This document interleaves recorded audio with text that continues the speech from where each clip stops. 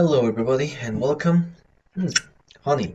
Hello, everybody, and welcome to the Angry Owl Sessions. And as usual, you don't have to worry about it. You don't have to ask about it. Don't worry, everything is fine. I am angry as usual. What are you angry about this time, Charles? Well, I don't know. Just earlier, in fact, I just posted a video that I just made it this morning about the animal abuse, the dog abuse that's going on my very own backyard or the back of my house rather. And and here in the country, we're fighting to defend a government that many people are shitting on because it's actually looking after the less fortunate. And I guess the more privileged are feeling a little left behind, a little abandoned because they're not getting any more benefits that should have never been that they should have never received in the first place. And not only that, that's another story. On the United States, we got a lot of people who are actually fighting for the same cause. It's just under different pretenses. But in the end, we're fighting against the same kind of people. And and we've got the Backstreet Boys reunion club still raging, and I'm not gonna lie, it did mess up a few of my plans, but alas, I'm going to make the best out of it with a good, nice cup of tea like good old Uncle Iro taught us. And yeah, and as if that wasn't enough, here we have yet another company that struggles to defeat every ounce of sanity in my mind. What is going on with humanity?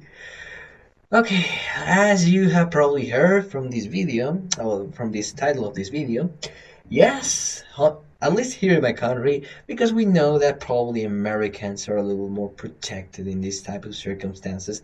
Doesn't make the company less shittier. Like I said, I don't have anything against Honeywell. I in fact think it's a good company overall, or especially or particularly over others. But alas, yes, it is a company, and the nature of companies is if they can fuck people, steal from people, and murder people, of course they're gonna do that. If they can, they will. Good thing for Americans that for USA that there they can't. Alas, here I'm not sure in what other countries, but here the company of Honeywell decided to cut off 40% of their workers. Wow! What a brilliant, stupid idea.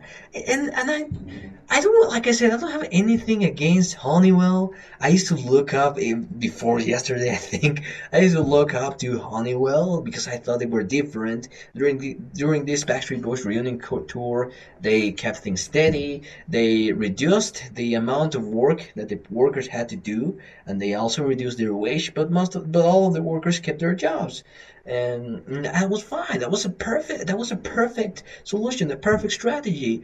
Of course, there's always, like I said, they're companies, and they're always gonna be looking out for their own people, and by their own people, I mean the people on top that want to make most of their stocks and actions. And yeah, at last, that's something that they decided. They decided to turn their own company into a cage match.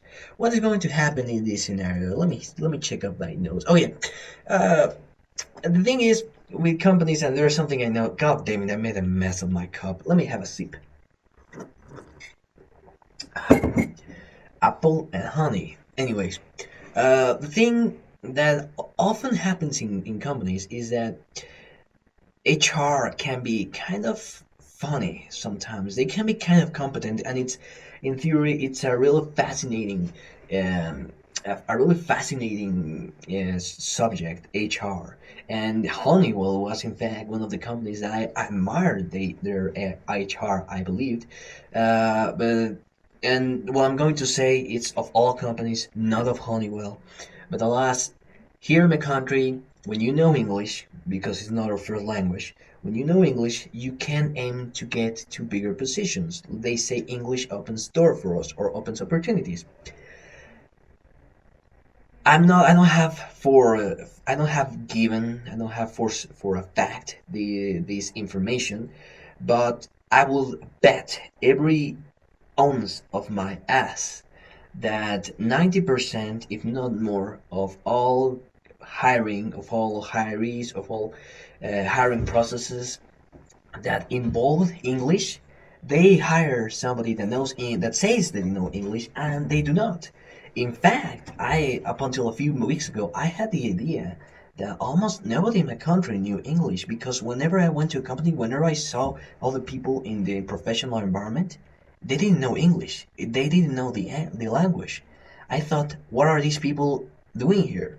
And I thought, I guess that's just a reality that I had to get used to. The fact that not many Mexicans or not many people from my country know English. Alas, I found out that yeah, many people know English. So why are the companies not full with those people?